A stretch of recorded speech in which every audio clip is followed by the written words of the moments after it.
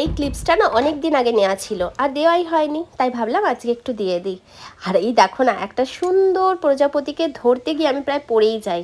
এটা হচ্ছে আমার রাউরকেল্লার বাড়িতে আমি এখন দেখো ম্যাগি করছি, আর এই হচ্ছে আমার অগোছালো কিচেন, যেটাকে আমি গোছানোর জন্য ব্যবস্থায় লেগেছি।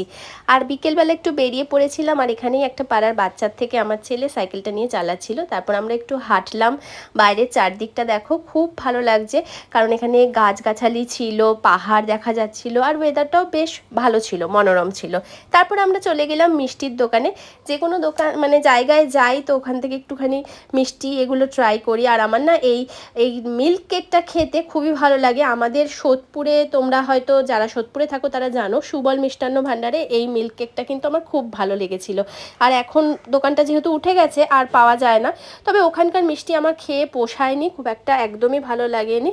তা যাই হোক, তারপরে আমরা চলে গেলাম একটু ঝাল ঝাল কিছু খেতে।